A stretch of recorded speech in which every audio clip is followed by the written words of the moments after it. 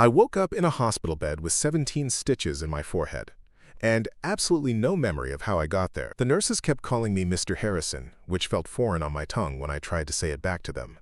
They showed me my driver's license with a photo that looked like me but felt like a stranger. Daniel Harrison, CEO of Harrison Tech Solutions, living at some fancy address I couldn't picture in my mind. The expensive suit hanging in the hospital closet meant nothing to me. The Rolex on my wrist felt like it belonged to someone else entirely. The doctors explained I'd been in a severe car accident 3 days ago. Traumatic brain injury, they said, with selective amnesia that might be temporary or permanent. They couldn't tell me which. What they could tell me was that I'd been driving alone on Highway 9 during a thunderstorm when my Mercedes had hydroplaned and rolled twice before hitting a tree. Apparently, I was lucky to be alive. I didn't feel lucky. I felt like I was wearing someone else's life. Before we jump back in, tell us where you're tuning in from. And if this story touches you, make sure you're subscribed, because tomorrow, I've saved something extra special for you. The strangest part wasn't losing my memory. It was discovering what kind of person I'd apparently been before the accident. My phone was filled with contacts labeled things like board member Thompson and legal team and PR crisis management. My email was a nightmare of corporate jargon about quarterly projections and hostile takeover attempts and damage control strategies. Every message seemed urgent and angry, full of demands and threats and people expecting immediate responses to problems I couldn't even understand. My assistant, a sharp-eyed woman named Margaret, visited on the second day with a stack of contracts that needed my signature and a look of barely concealed panic about the company's stock price dropping since news of my accident had leaked. She spoke to me like I was supposed to recognize the names she mentioned, like I should care about the merger that was apparently falling apart without my presence. When I stared at her blankly, she actually rolled her eyes and muttered something about this being exactly what the board was afraid of. The penthouse apartment they drove me to after my discharge felt like a museum dedicated to someone I'd never met. Everything was pristine and expensive and completely without personality. The refrigerator contained nothing but protein shakes and takeout containers from restaurants I couldn't afford on most people's salaries. The closets were full of identical dark suits and silk ties. The only personal touches were framed photos of me at various corporate events, shaking hands with people in equally expensive suits, all of us wearing the same practiced smile that never reached our eyes. I spent my first night home sitting on a leather couch that probably cost more than most people's cars, staring out floor-to-ceiling windows at a city I didn't recognize, trying to understand how I'd ended up living this life. The accident had taken my memories, but it had also given me something unexpected, the ability to see my former existence from the outside. And from where I sat, it looked incredibly lonely. The coffee shop incident happened on a Tuesday morning, 3 weeks after I'd been released from the hospital. I was supposed to be at a board meeting discussing the quarterly revenue projections that Margaret had been frantically trying to explain to me for days. Instead, I found myself walking aimlessly through downtown Portland, trying to make sense of the fragments of my life that felt more like puzzle pieces from someone else's box. The rain had started suddenly, the way it does in Oregon, and I ducked into the first place I could find, a small coffee shop called Brewhaven that looked nothing like the corporate cafes I apparently used to frequent. The interior was warm and cluttered, with mismatched furniture and local artwork covering every available wall space. Preparing and narrating this story took us a lot of time, so if you are enjoying it, subscribe to our channel. It means a lot to us. Now, back to the story. It smelled like cinnamon and coffee beans and something indefinably homey that made my chest tighten with an emotion I couldn't name. I was standing in line, studying the handwritten menu board and trying to remember if I liked coffee or just drank it out of necessity, when I heard a small voice behind me say, "Daddy, that's the sad man from the hospital." I turned around to see a little girl, maybe 6 or 7 years old, with pigtails and a gap-toothed smile, tugging on the sleeve of a man who looked to be in his early 30s. He had the kind of face that suggested he smiled often, though at the moment he looked embarrassed as he tried to quietly shush his daughter. His hands were paint-stained, I noticed, and he wore a flannel shirt that had seen better days but somehow looked more authentic than any of my expensive suits. "Emma, we don't point at people," he said gently, but his eyes met mine with a look of recognition that made my stomach flip. "I'm sorry," he said to me. "Kids, you know how they are." But I didn't know how kids were. That was becoming increasingly clear to me as I discovered all the gaps in my apparently child-free, relationship-free existence. What struck me wasn't his apology, though. It was the way he was looking at me. Not with the calculating assessment I'd grown used to from Margaret and the board members. Not with the barely disguised impatience of people waiting for the real Daniel Harrison to come back. He was looking at me like he actually saw me, not the CEO, not the corporate persona, but whoever I was underneath all of that. "You were in room 314, the little girl," Emma continued, ignoring her father's gentle correction. "I saw you when we were visiting Mrs. Patterson. You looked really sad, and I wanted to give you one of my cookies. But Daddy said we shouldn't bother you." Her father's face flushed red. "Emma, please."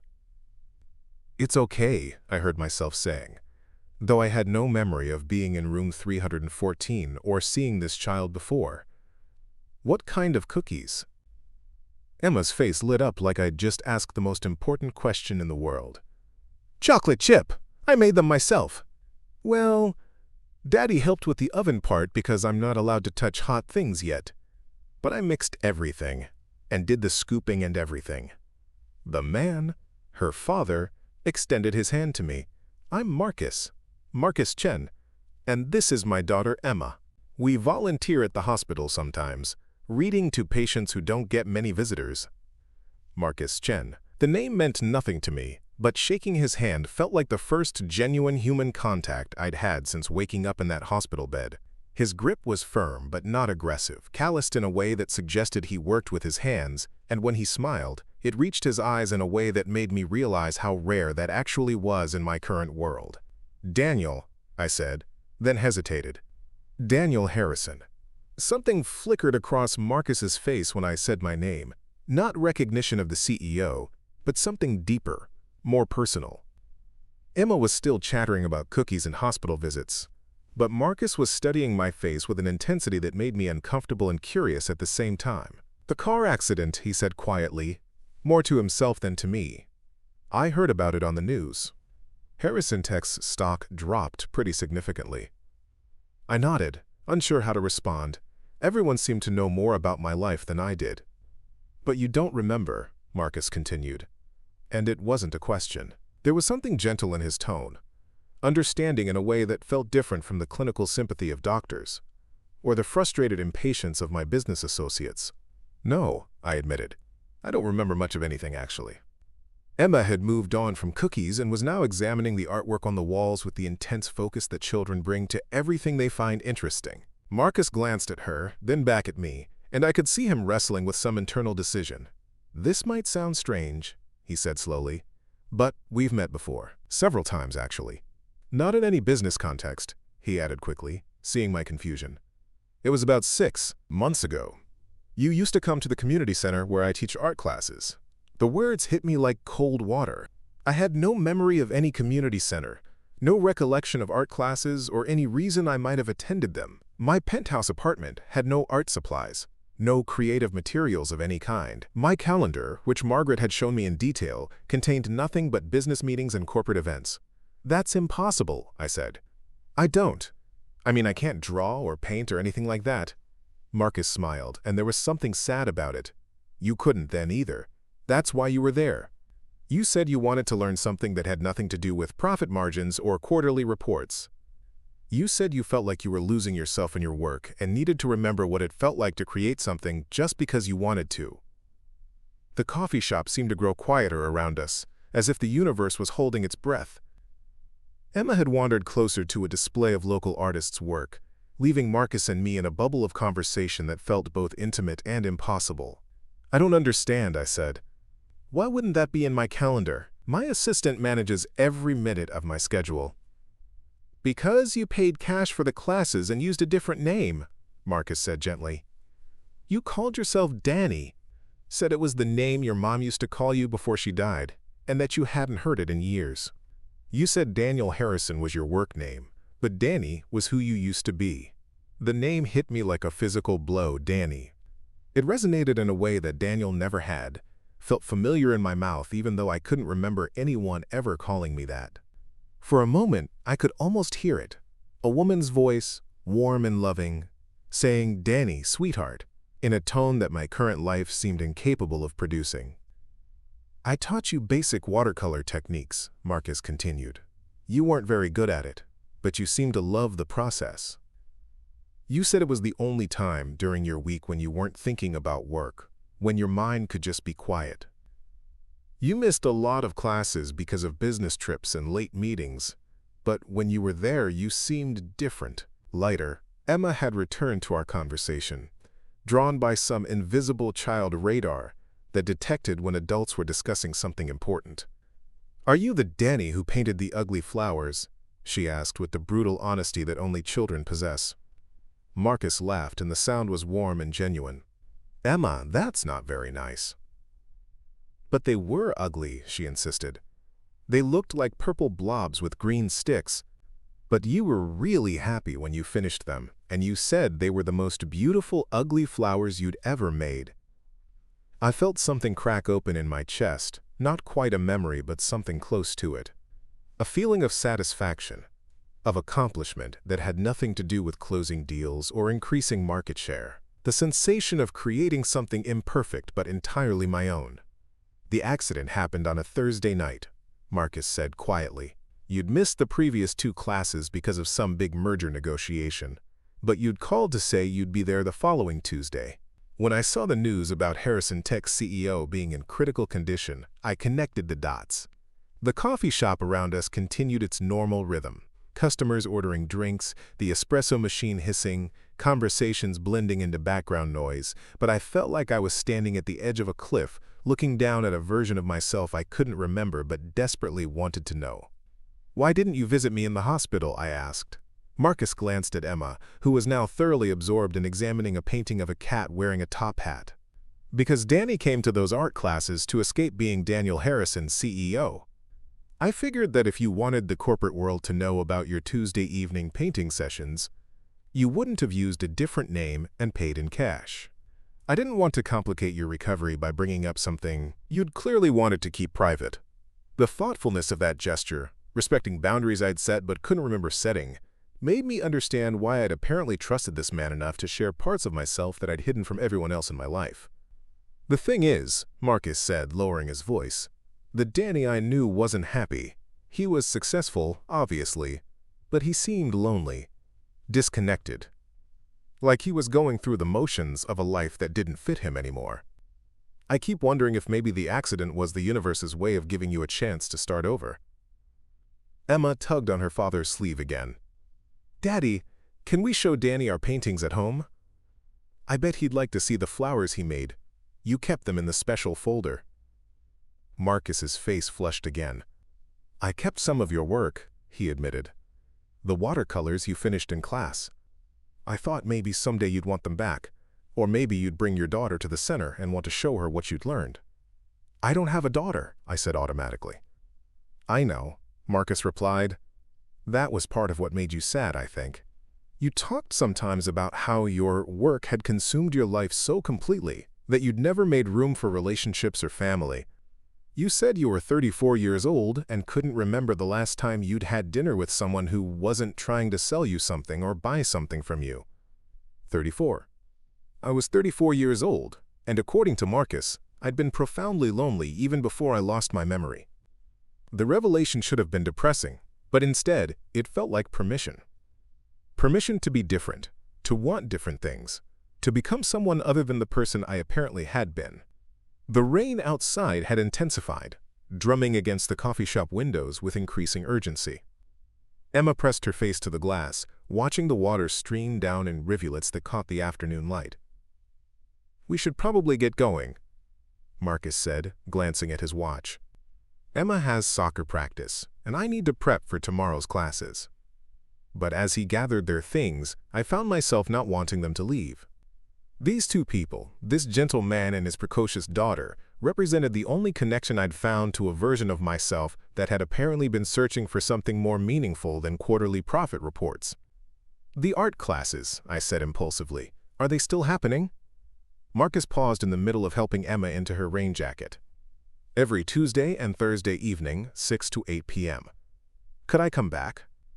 I mean, I know I don't remember anything, but maybe. Of course, Marcus said, and his smile was the first truly warm welcome I'd received since waking up in that hospital bed. Danny's always welcome. In fact, I think he needs those classes more now than ever. As they prepared to leave, Emma turned back to me with the serious expression children get when they're about to dispense wisdom. My daddy says that sometimes when you forget bad things, it makes room in your brain for better things. Maybe forgetting how to be sad will help you remember how to be happy. And with that, she skipped out into the rain, leaving me standing in a coffee shop with the first real hope I'd felt since the accident. Maybe losing my memory wasn't the worst thing that could have happened to me. Maybe it was exactly what Danny had been waiting for. Walking into the Riverside Community Center that first Tuesday evening felt like stepping into a different dimension. The building was nothing like the sleek corporate environments I'd grown accustomed to. Linoleum floors worn smooth by decades of use, walls covered with children's artwork and community announcements, the faint smell of craft supplies and coffee from the perpetual pot in the main office. My expensive leather shoes seemed absurdly out of place as they squeaked against the floor. Marcus was setting up easels in a room that clearly served multiple purposes throughout the week. Folding tables arranged in a rough circle, plastic chairs that had seen better days, and windows that looked out onto a small garden where someone had planted sunflowers that were now reaching toward the autumn sky. There were already several people there when I arrived. An elderly woman with silver hair pulled back in a neat bun, a teenager with purple streaks in her hair and paint under her fingernails, a middle-aged man in a mechanic's uniform who looked as uncertain as I felt. "You came," Marcus said when he saw me, and the genuine pleasure in his voice made something warm unfurl in my chest. "I wasn't sure you would." Neither was I, honestly. I'd spent the entire day fielding calls from Margaret about board meetings I was missing and contracts that required my immediate attention. The corporate world seemed determined to pull me back into patterns I couldn't remember establishing, expectations I couldn't recall agreeing to meet. Coming here felt like an act of rebellion against a life I wasn't sure I wanted to return to. Emma was there too, sitting at a small table in the corner with what appeared to be homework spread out in front of her. She waved at me with the enthusiasm children reserve for people who have somehow passed their mysterious approval process. "Hi, Danny. Daddy got out the ugly flower paintings you made before your brain got broken." "Emma," Marcus said with gentle reproach, but he was smiling. "We talked about this." "Sorry," she said, not looking particularly sorry. "Hi, Danny. Daddy got out the paintings you made before your accident that made you forget things." Marcus handed me a manila folder, and I opened it with the strange sensation of looking at evidence of a life I couldn't recall living. The paintings inside were, as Emma had accurately described, objectively terrible by any artistic standard. The flowers were indeed purple blobs with green sticks for stems, the landscapes looked like they'd been painted by someone wearing mittens, and there was one particularly ambitious attempt at a sunset that looked more like a traffic accident rendered in watercolors. But as I studied them, something extraordinary happened. I could feel the satisfaction that had gone into each brushstroke, the meditative calm of mixing colors and watching them flow across paper. These weren't good paintings, but they were mine in a way that none of my corporate achievements seemed to be. Looking at them felt like finding photographs of a happier version of myself. "You always said the quality didn't matter," Marcus told me as I examined a particularly lopsided tree.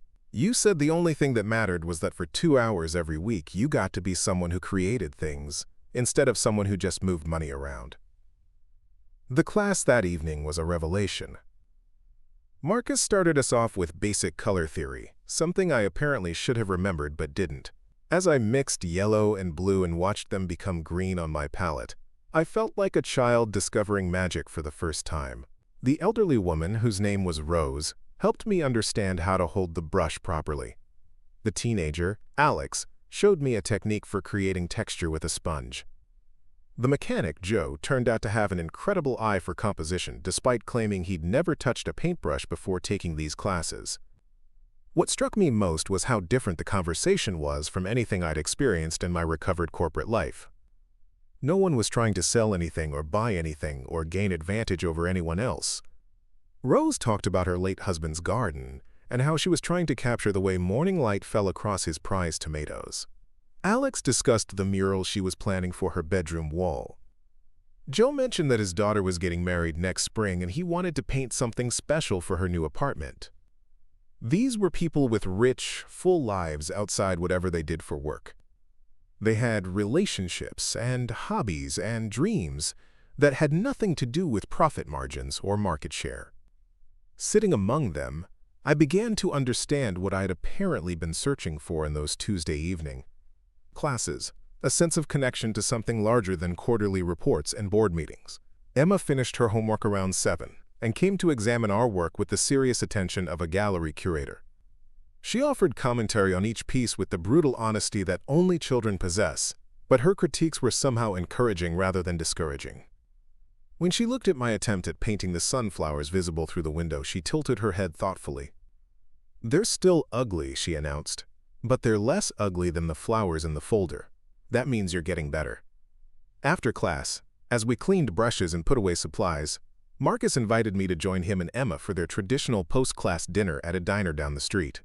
"Nothing fancy," he warned. "Emma's very particular about her grilled cheese sandwiches, and I'm afraid our usual table isn't exactly CEO appropriate." But sitting in a red vinyl booth at Mickey's Diner, watching Emma carefully arrange her French fries in order of size while Marcus told me about his day teaching third graders, felt more appropriate than any corporate dinner I could imagine.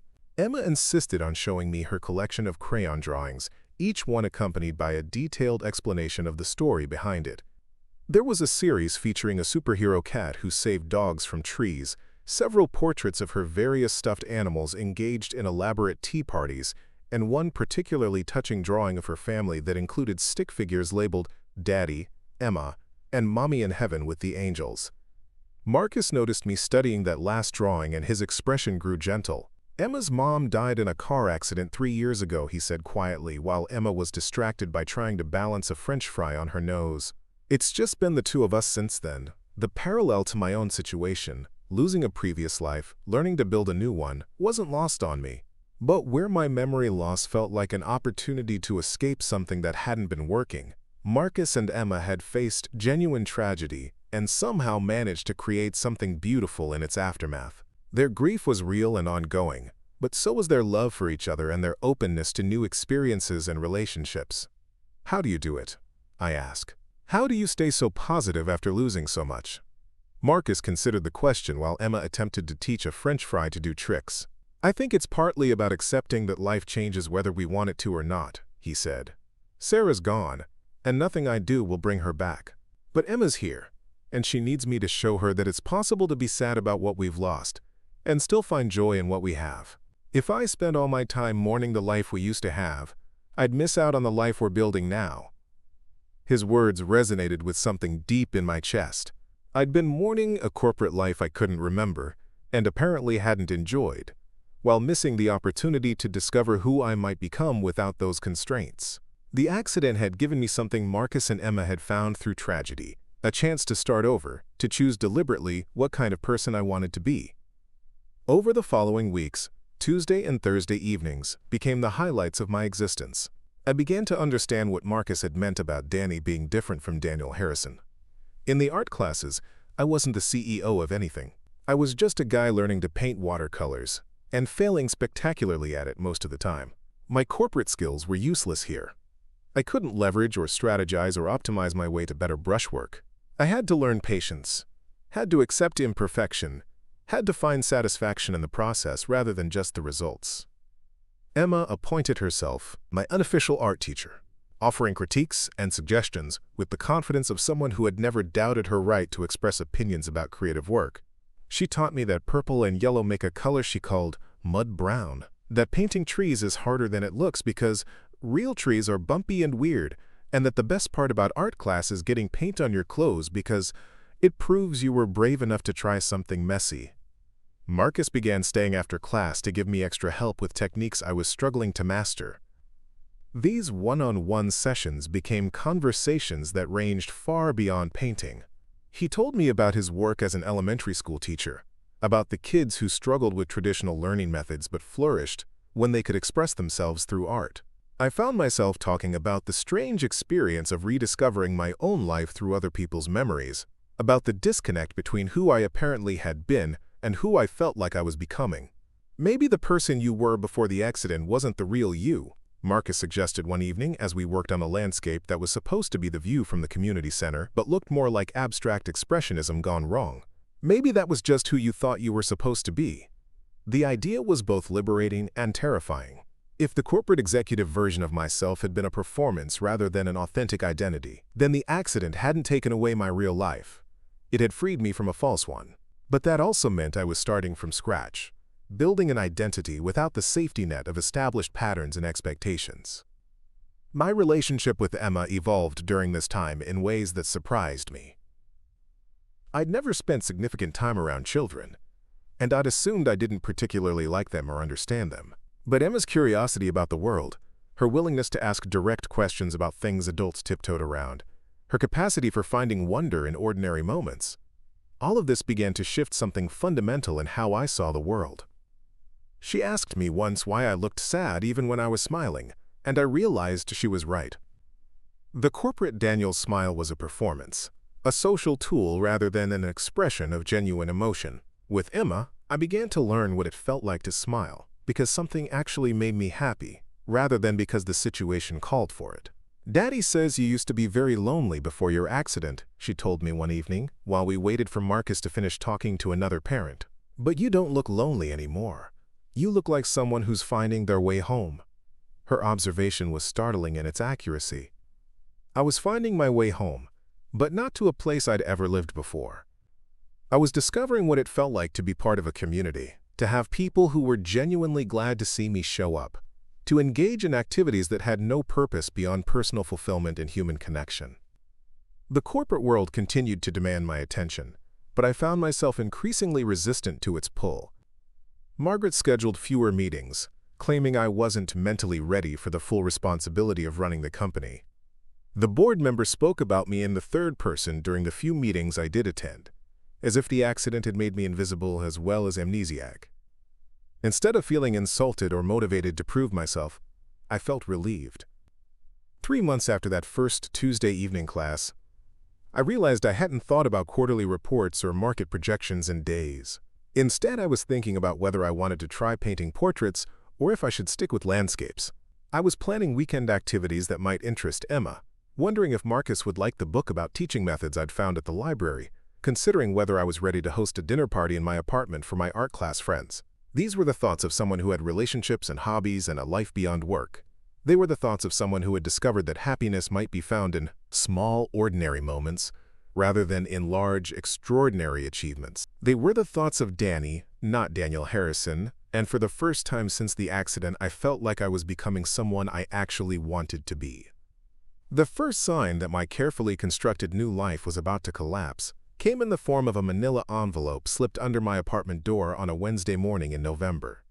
Inside were photographs, dozens of them, showing me at the community center, at Mickey's Diner with Marcus and Emma, walking through downtown Portland with paint stains on my clothes, and what the photographer had apparently deemed an inappropriately relaxed expression for a Fortune 500 CEO. The accompanying letter was from someone called Thomas Whitmore, private investigator, hired by the Harrison Tech Board of Directors to conduct what they termed a, quote, wellness assessment of their temporarily incapacitated chief executive. The clinical language couldn't disguise what this really was: corporate espionage designed to gather evidence that I was unfit to resume my leadership position. The report was thorough and damning. It documented my concerning pattern of avoiding corporate responsibilities, my inappropriate fraternization with individuals outside my socioeconomic class, and my apparent inability to maintain the professional standards expected of a Harrison Tech executive. There were timestamps showing exactly how many board meetings I'd missed, a financial analysis of the company's declining performance in my absence, and psychological speculation about whether my regression to childlike behaviors indicated permanent brain damage. But the worst part wasn't the invasion of privacy or the clinical dissection of my personal choices. The worst part was the final page, which detailed the board's intention to have me declared mentally incompetent if I didn't voluntarily step down and enter a long-term care facility that specialized in executive rehabilitation. They'd already contacted my lawyers about transferring my assets to a conservatorship that would be managed by the very board members who'd apparently never trusted my leadership in the first place. I sat at my kitchen table reading and rereading the documents, feeling the walls of my new life closing in around me. Everything I'd discovered about happiness and community and authentic relationships was being reduced to evidence of mental illness. The joy I'd found in painting terrible watercolors was listed as, quote, artistic delusions inconsistent with previous personality patterns. My friendship with Marcus was characterized as potentially exploitative, given the subject's vulnerable mental state. Even Emma's innocent presence in my life was twisted into something suspicious and inappropriate. The phone call started an hour later, Margaret barely containing her panic about the board's ultimatum. My corporate lawyers, speaking in the coded language they used when delivering bad news to powerful clients. Two different psychiatrists who specialized in competency evaluations, both recommended by board members who clearly expected particular conclusions from their assessments. By noon, my apartment felt like a war room where the battle was being fought over who I was allowed to be. The corporate machine that had apparently defined my entire adult life was reasserting its control, using my vulnerability as leverage to force me back into a role I didn't remember choosing and wasn't sure I wanted to reclaim. I called Marcus that afternoon, something I'd never done before. Our relationship had existed entirely within the safe boundaries of art classes and post-class dinners, but now I needed to talk to someone who knew Danny rather than Daniel Harrison. His voice was warm and familiar when he answered, but I could hear Emma chattering in the background about some school project involving dinosaurs, and I almost hung up, rather than drag them into my corporate nightmare. "There's something I need to tell you," I said instead. "Something that might change how you feel about our friendship." We met at the coffee shop where we'd first reconnected, but this time the atmosphere was heavy with tension rather than discovery. I showed him the photographs and the investigator's report, watching his face change as he absorbed the implications. Emma was at school, thank God, because I wasn't sure I could bear to see her reaction to learning that her daddy's friend was apparently under corporate surveillance. "How long have they been watching you?" Marcus asked, his teacher's instincts automatically focusing on the practical concerns. "I don't know. Weeks, maybe months. The photographs go back to my second art class." I felt sick thinking about how many private moments had been cataloged and analyzed by strangers who viewed my personal growth as evidence of professional failure. Marcus was quiet for a long time, studying the images of himself and Emma that had been captured alongside the pictures of me. In several photos, Emma was clearly visible, laughing at something I'd said, showing me her drawings, holding my hand as we crossed the street to Mickey's Diner. The investigator had documented a 7-year-old child as if she were evidence in a case against me. "They're threatening to have me declared mentally incompetent," I continued. "They want me to voluntarily enter some kind of executive rehabilitation program, or they'll take legal action to remove me from the company entirely." "And if you don't fight them?" Marcus asked quietly. "Then I lose everything. The company, my assets, my legal right to make my own decisions. I'd become a ward of the state, basically, with court-appointed guardians managing every aspect of my life." But even as I said it, I realized that everything I'd be losing was the corporate identity I'd been trying to escape. The threat felt less like losing my life, and more like being forced back into a prison I'd accidentally been released from. The real loss would be this: sitting in a coffee shop with someone who cared about my well-being rather than my productivity, having conversations about art and teaching, and the small moments that made ordinary days meaningful. Marcus set the photographs aside and looked directly at me. "What do you want to do?" It was such a simple question, but no one had asked it before. Margaret had told me what the board expected. The lawyers had explained my legal options. The psychiatrists had outlined the evaluation process, but no one had actually asked what I, Danny, wanted for my own life. "I want to keep coming to art class," I said. "I want to have dinner with you and Emma on Tuesday nights. I want to learn how to paint something that doesn't look like it was created by someone having a seizure. I want to read bedtime stories to Emma when you're grading papers late. I want to be someone who creates things instead of someone who just manages other people's creations." "Then we'll figure out how to make that happen," Marcus said with the quiet determination I'd seen him use when Emma was struggling with homework, or when one of his students needed extra help. But over the next few days, it became clear that fighting the corporate machine would require sacrifices I wasn't prepared to make. The board's lawyers were preparing a case that would drag Marcus and Emma into court as witnesses to my allegedly unstable behavior. They'd already contacted the community center about my inappropriate presence in programs designed for families and children. The school district had been notified about a potentially unstable individual who'd been spending time around one of their teachers and his young daughter.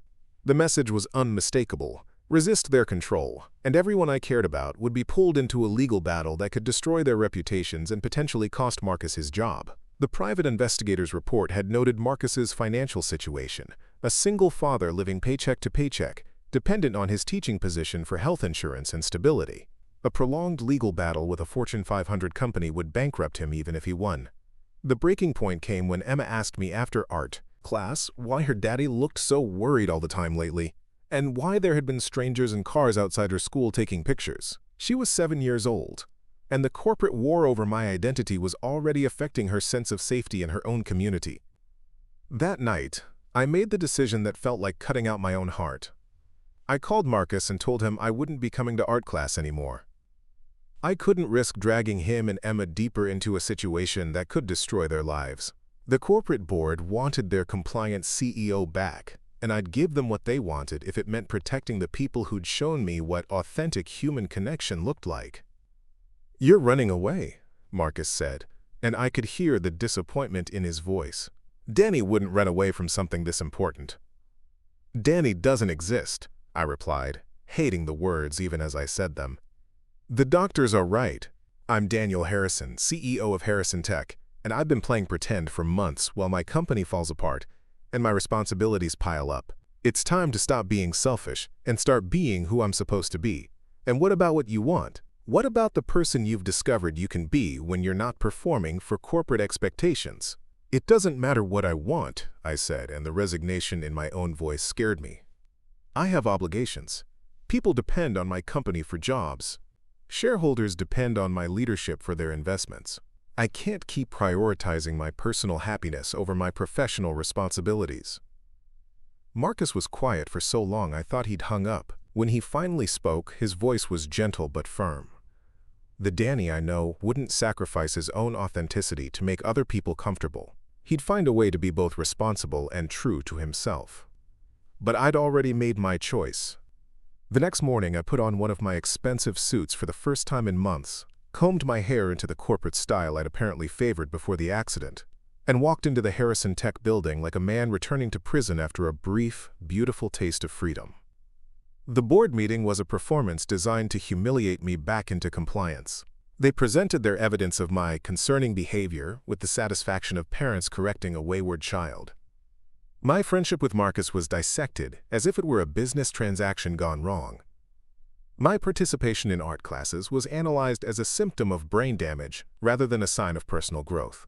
I sat through it all with the practiced corporate expression I'd apparently perfected before the accident: engaged but not emotional, attentive but not reactive.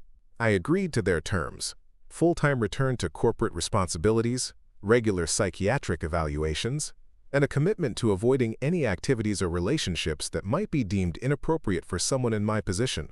When they asked if I had any questions, I shook my head and signed the documents that would restore me to my former life. As I wrote my name, Daniel Harrison, not Danny, I felt like I was signing my own death warrant. The hardest part was going back to my apartment and packing away the watercolor paintings I'd created over the past few months. They looked even worse now, surrounded by the corporate efficiency of my expensive furniture and professional wardrobe. But as I wrapped each terrible painting in tissue paper and stored them in a box I'd probably never open again, I felt like I was burying the only version of myself I'd ever actually liked. That evening, I drove past the community center on my way home from my first full day back at Harrison Tech. Through the windows, I could see the art class in session: Rose working on her garden paintings, Alex adding details to her mural design, Joe carefully mixing colors for his daughter's wedding gift. Marcus was helping someone at the far easel, his patient teaching style unchanged, despite everything that had happened. I didn't see Emma, but I knew she was probably at the small table in the corner, working on homework and offering commentary on everyone's artistic efforts. The scene looked warm and inviting and completely separate from the corporate world I'd returned to. It looked like home, and I was no longer allowed to enter. 6 weeks back in the corporate world felt like 6 years in solitary confinement. The boardroom discussions about market penetration and acquisition strategies seemed to happen in a foreign language I'd once been fluent in but could no longer speak authentically. My assistant Margaret scheduled every minute of my days with the efficiency of someone managing a machine rather than a human being, and I let her because fighting for personal time felt like admitting the board had been right about my instability. The breaking point came during a shareholder meeting where I was presenting quarterly projections I barely understood to investors who saw me as nothing more than a profit-generating algorithm. Midway through explaining why our third-quarter performance exceeded expectations, I caught sight of my reflection in the conference room's floor-to-ceiling windows. The man staring back at me looked successful and professional and completely hollow, like an expensive suit with nothing inside it. That afternoon, I drove to Emma's elementary school and waited in the pickup line like any other parent, except I wasn't anyone's parent and had no right to be there. When she emerged from the building, chattering excitedly with her classmates about some science project involving volcanoes, she stopped dead when she saw me leaning against my car. "Danny!" she shouted, running toward me with the uncomplicated joy that only children possess. "Daddy said you got busy with work things, but I knew you'd come back because you promised to see my volcano when it was finished." I had no memory of making such a promise, but the hope in her eyes made it impossible to disappoint her. Marcus appeared a moment later, his expression carefully neutral as he assessed the situation. We'd exchanged exactly 3 text messages since I'd returned to corporate life, all of them polite and distant. "I quit," I told him without preamble, "this morning." I walked into the board meeting and resigned effective immediately. Marcus raised an eyebrow. "Just like that?" "Just like that." Turns out when you stop caring about corporate politics and legal threats, it's remarkably easy to walk away from a life that was never really yours in the first place. Emma was tugging on my sleeve, demanding to know if I'd brought my art supplies because she had new techniques to show me that she'd learned from watching YouTube videos. Her complete lack of concern about corporate drama or executive responsibilities reminded me why her perspective had been so valuable. Children understand that happiness matters more than status. "The board will fight you," Marcus said quietly, while Emma rummaged through my car looking for painting materials that weren't there. "Let them. I've liquidated enough assets to live modestly for years, and I've already contacted a lawyer who specializes in cases where corporations try to control their former executives. Turns out there's quite a market for that kind of legal protection." 3 months later, I was teaching basic watercolor techniques to a new group of community center students while Marcus worked with the advanced painters across the room. My corporate nightmare had resolved itself more easily than I'd expected. Apparently, boards of directors lose interest in controlling executives who no longer want to be controlled. They'd replaced me within a week and moved on to more pressing concerns about market share and hostile takeovers. Emma appointed herself my teaching assistant, helping nervous beginners understand that ugly paintings were just as valuable as pretty ones if they made you happy while creating them. She'd also taken charge of planning our weekend adventures, which now included hiking trips where we painted landscapes outdoors and museum visits where she provided detailed critiques of famous artworks. "You know what I figured out?" she told me one evening while we cleaned brushes after class. "You didn't lose your tours memory in that accident. You found it. You just forgot all the stuff that wasn't really you anyway." Marcus smiled at his daughter's wisdom while wrapping up the watercolor supplies we'd bought together for our expanded community program. We'd become partners in more than just teaching. Partners in building the kind of life where Tuesday evening art classes mattered as much as quarterly profit reports, where success was measured in laughter and growth rather than stock prices and market dominance. Looking around the community center that had become more home to me than any corporate office, I realized Emma was right. The accident hadn't taken away my real life. It had given me permission to discover what my real life could be. And this time, I was choosing it consciously, with full knowledge of what I was gaining and what I was gladly leaving behind. Up next, you've got 2 more standout stories right on your screen. If this one hit the mark, you won't want to pass these up. Just click and check them out.